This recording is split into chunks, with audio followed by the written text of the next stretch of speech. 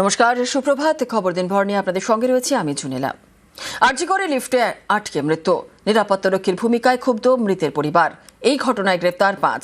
তদন্তে লালবাজারের গোয়েন্দা বিভাগ।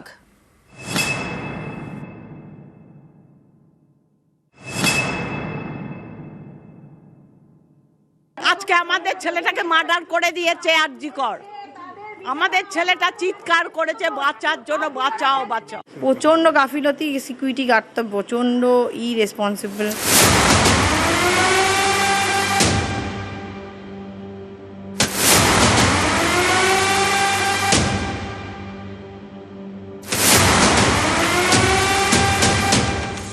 বৃহস্পতিবার গভীর রাত আরজি কর হাসপাতালে লিফটে আটকে প্রাণ যায় দমদমের অরূপ বন্দ্যোপাধ্যায়ের।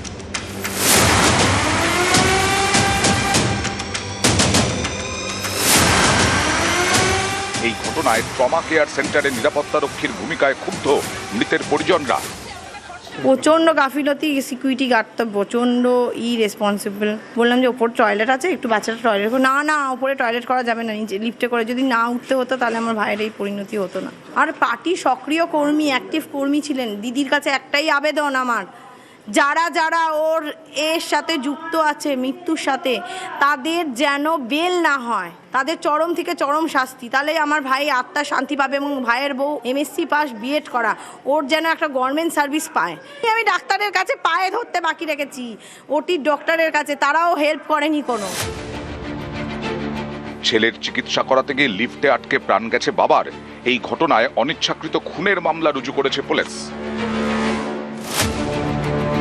শুক্রবার রাতে গ্রেফতার করা হয় মিলন কুমার দাস, বিশ্বনাথ দাস এবং মানস কুমার গুহ নামে 3 লিফটম্যানকে।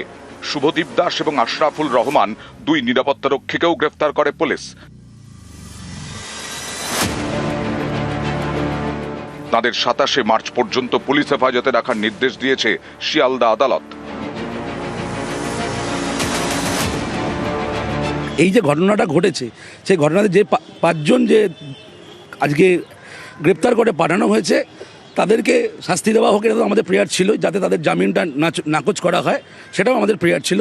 কিন্তু আমাদের সাবমিশন এবং আসামিদের যে যারা অ্যাডভোকেট আছে, তাদের সাবমিশন শুনে কোর্ট 7 দিনের পিসি প্রেয়ার অ্যালাউ করেছে এবং পরবর্তী তারিখ দিয়েছে 27 তারিখে। আরজি করে লিফটে আটকে মৃত্যু, তদন্ত শুরু করেছে লালবাজারের গোয়েন্দা বিভাগ। শনিবার আরজি করে যায় ফরেনসিক টিম। তারা লিফট এবং বেসমেন্ট থেকে নমুনা সংগ্রহ করে। হাসপাতালে যান লালবাজারের হোমিসাইড শাখার 3 সদস্য।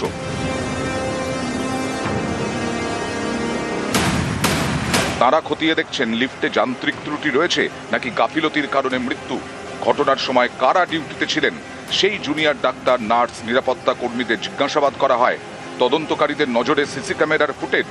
বৃহস্পতিবার রাতে বেসমেন্টে লিফট আটকে যায়। লিফটের বাইরে কোলাপসিবল গেট। সেই গেটের চাবি কার কাছে ছিল? তাকে কি ফোন করা হয়েছিল? এই সব বিষয়গুলি খতিয়ে দেখছেন তদন্তকারীরা। লিফটের ভেতর কিরকম মর্মান্তিকভাবে মৃত্যু হয়েছে তা ময়না তদন্তের প্রাথমিক রিপোর্টে স্পষ্ট।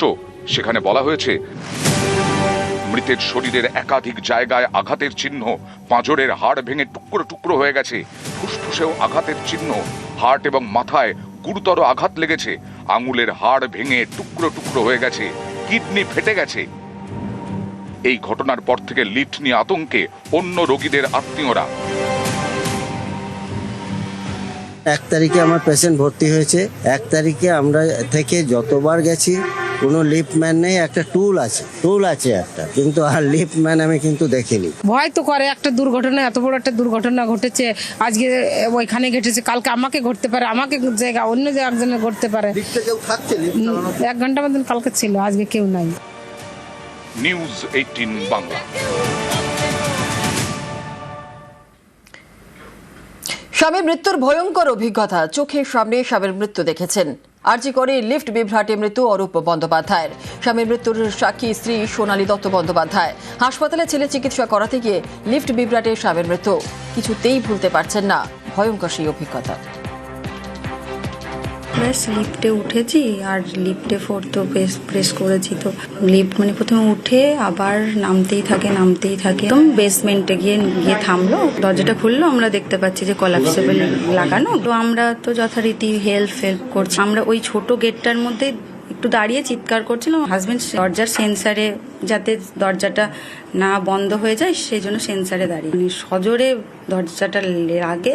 ফ্র্যাকশন অফ সেকেন্ডের মধ্যে আমি আমার ছেলে দুমড়ে মুচড়ে গ্রাউন্ড লেভেলে যে গর্তে পড়ে যাই, আমরা পড়ে গেলাম আর ও লেগে গিয়ে একদম পুরো ওপরে উঠে গেল। তারপরে বাইরের যে দরজা সেটা দেখছি লেগে গেল একটু পরে, তারপরে দেখছি ওপর থেকে আমার হাজবেন্ডের রক্ত ঝরে ঝরে আমার গায়ে পড়ছে। একটু আবার উঠেছে, আবার আমার কোলে এসে বডিটা পড়লো। আরজি করে লিফট বিভ্রাটের পিছনে কি যান্ত্রিক ত্রুটি দায়ী? লিফটে বিদ্যুৎ বিচ্ছিন্ন অবস্থায় ছিল, প্রাথমিক অনুসন্ধানে জানতে পেরেছে ফরেনসিক বিশেষজ্ঞরা। আরো বিস্তারিত জানবো, অমিত রয়েছে আমাদের সঙ্গে। অমিত, ফরেনসিক টিম তো গতকালই পৌঁছেছিল বেসমেন্ট থেকে, আর লিফট থেকে তারা নমুনাও সংগ্রহ করে। সিসি ক্যামেরার ফুটেজ দেখেও নজর রয়েছে। কি জানা যাচ্ছে, ফরেনসিক বিশেষজ্ঞরা কি বলছেন?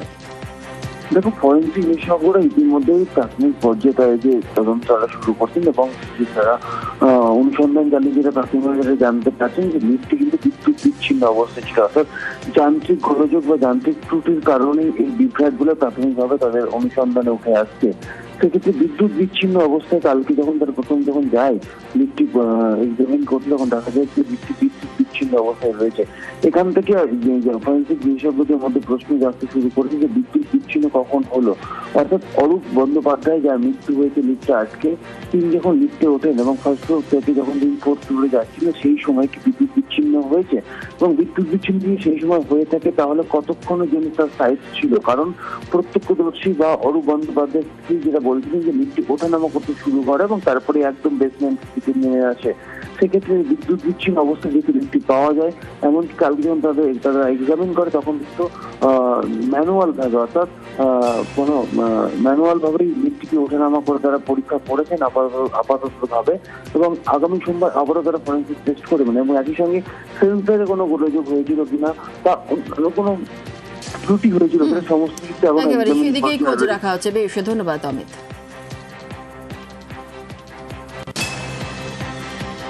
আরজি করে লিফট বিভ্রাটে মৃত্যু, গাফিলতি হয়েছে মানছেন ফিরহাদ, পরিবারের পাশে থাকার আশ্বাস। গাফিলতি তো হয়েছে, বড় গাফিলতি হয়েছে। পুলিশ নিশ্চয়ই ব্যবস্থা নেবে এবং ব্যবস্থা নিয়েওছে। সেই পরিবারটার পাশে আমরা আছি, যে পরিবারটা তার সন্তান হারিয়েছে। 3 বছরের শিশুর নাকের ভিতরে বেলুন, অসুস্থ শিশুকে চিকিৎসা না করে ফেরানোর অভিযোগ কোচবিহার জেলা হাসপাতালে। পরবর্তীতে অপারেশন করে প্রাণ বাঁচালো আলিপুরদুয়ারের একটি গ্রামীণ হাসপাতাল।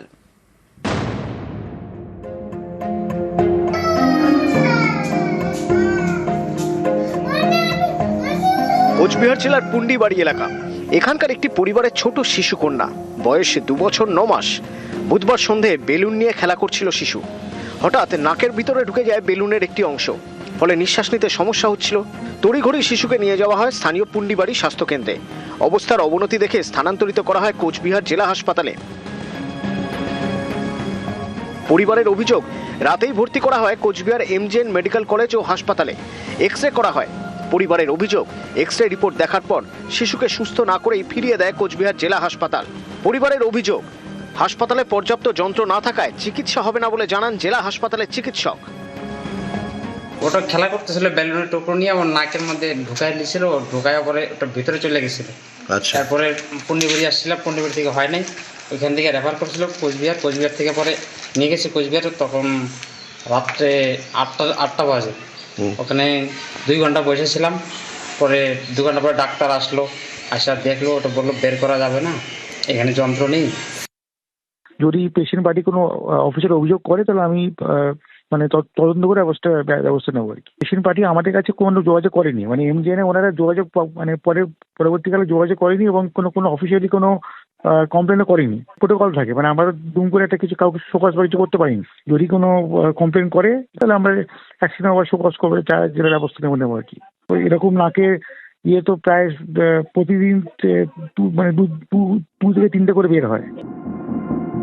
সময় নষ্ট না করে অসুস্থ শিশুকে নিয়ে যাওয়া হয় 35 কিলোমিটার দূরে আলিপুরদুয়ার যশোডাঙ্গা গ্রামীণ হাসপাতালে ভর্তি করানো হয়। শুরু হয় অপারেশন। অবশেষে নাক থেকে বেলুন বের করানো সম্ভব হয়। এখন সম্পূর্ণ সুস্থ 3 বছরের ওই শিশু। কোথায় আসছেন? জলডাঙ্গা। আচ্ছা, এখন কি পরিস্থিতি আছে আপনার বাচ্চা? এখন ভালো আছে, সুস্থ। বেলুনটা কি বের হয়েছে? কত বড় বেলুন ছিল মোটামুটি? আচ্ছা, ফরেন বডি বা এখানে এই ক্ষেত্রে বেলুনের যে একটা টুকরো, সেটা বাচ্চারা নাকের মধ্যে ঢুকিয়ে বসেছিল। এগুলো বের করা নয়, এগুলো মাঝে মাঝে আমাদের কাছে কেস আছে, এটাও সেরকমই একটা কেস এসেছিল।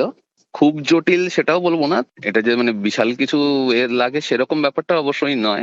ঠিক আছে, তো ইন্ডিয়ান হাসপাতাল থেকে রেফার হয়েছে কিনা সেটা যতক্ষণ না তার কোনো প্রমাণ পাচ্ছি, তাই এই ব্যাপারে কিছু বলতে পারবো না। আলিপুরদুয়ার থেকে রাজকুমার কর্মকারের রিপোর্ট, নিউজ 18 বাংলা। ভোটে গরম বরানগর। সন্ধে তৃণমূল বিজেপির বচসায় উত্তেজনা ছড়ালো বরানগরে। সম্মুখ সমরে বিজেপি ও তৃণমূল প্রার্থী, স্লোগান পাল্টা স্লোগানে সরগরম হলো বরানগর। বিজেপির অভিযোগ, টবিন রোডে তাঁদের ব্যানার পোস্টার ছিঁড়ে দেয় তৃণমূল কংগ্রেস, আর এরপরই দুপক্ষের মধ্যে শুরু হয় বচসা।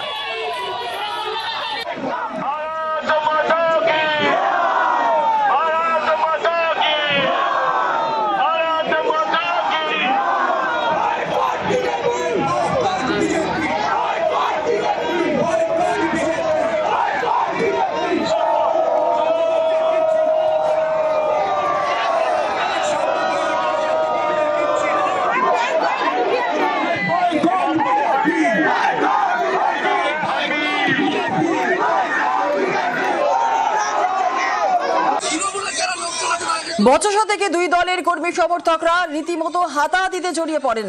তৃণমূলের পাল্টা অভিযোগ, তাদের ফ্লেক্স লাগানোর কাঠামো খুলে দিয়েছিল বিজেপি।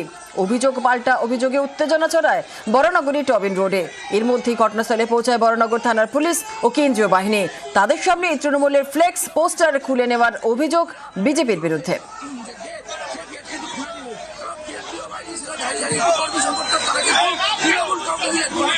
এদিকে দুপক্ষের বচসা সামাতে পরিস্থিতি নিয়ন্ত্রণে আনতে লাগাতার মাইকিং চালায় পুলিশ।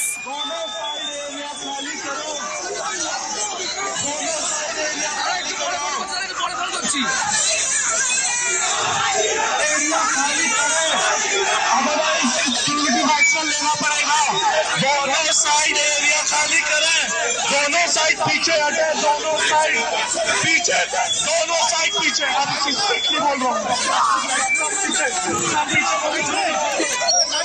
दोनों साइड एरिया खाली करो, पुश करो, दोनों साइड एरिया खाली करें। আজকে দেখেছে, ভয় পালিয়েছে। এখানে আমাদের ফ্লেক্স ছিল, এটা আমাদের করাকে, এখানে আমাদের party office, central party office এই বরানগর কেন্দ্রে। সেখান থেকে দুপুরবেলা যখন আমরা ক্যাম্পেনিং করে বাড়ি গেছি, সেরকম সময় হঠাৎ ওরা এসে এগুলো ফ্লেক্সগুলো খুলে দেয়, খুলে দিয়ে ওরা নিজেদের মতো ফ্লেক্স বানিয়ে লাগিয়ে দেয়। সেই জায়গাটা আমাদের কর্মীরা আসছে, তারা এটা প্রতিবাদ করে। ওদের এখানকার কাউন্সিলর একটা তোলাবাজ বিশ্বজিৎ বর্ধন, তার নেতৃত্বে কিছু সমাজ বিরোধী জড়ো হয়, তখন আমাদের কর্মীরা তাদেরকে প্রতিহত করে, তারা তারপর পুলিশ চলে যায়। বিজেপির কালচারটাই মিথ্যাবাদী কথা। এখানে আমাদের মহিলারা আমাদের কর্মীদেরকে বহিরাগতদের বাইরে থেকে এনে হকি স্টিক দিয়ে এরা ইনজোর করেছে।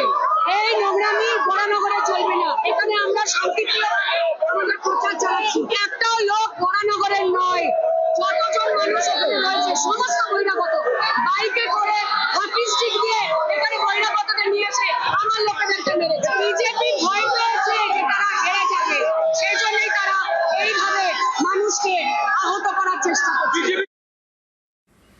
আসছি পরবর্তী খবরে। যুদ্ধের আঁচ জ্বালানিতে। অটো এলপিজি ভর্তি 7 কিলোমিটার লম্বা লাইন, তারপরও পাওয়া যাচ্ছে না গ্যাস। দামও বেড়ে গিয়েছে, আর এই জোড়া ফলায় নাকাল ব্যারাকপুর ডানলপ রুটের অটো চালকরা।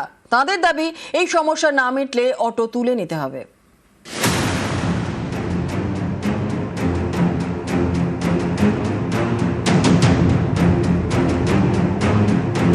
গাড়ি বন্ধ করতে হবে, ঠিক আছে? সারা রাত জেগে এসে আমরা এখানে লাইন দিয়ে 10 ঘন্টা 12 ঘন্টা 9 ঘন্টা 8 ঘন্টা লেগেই যাচ্ছে, তো অসুবিধা হচ্ছে আমাদের খুবই অসুবিধা।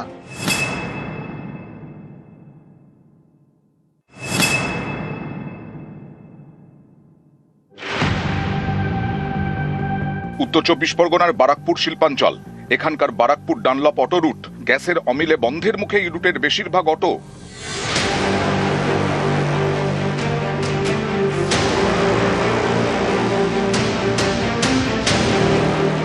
বারাকপুর রেল স্টেশন থেকে ডানলপ মোড় প্রায় 14 কিলোমিটার রাস্তায় চলে প্রায় 3000 অটো। গ্যাসের আকালে সমস্যায় বারাকপুর ডানলপ রুটের অটো চালকরা। চালকদের দাবি, এই রুটে 3টি পাম্পে অটো এলপিজি পাওয়া যায়, কিন্তু এখন মাত্র একটি পাম্পে অটো এলপিজি মিলছে।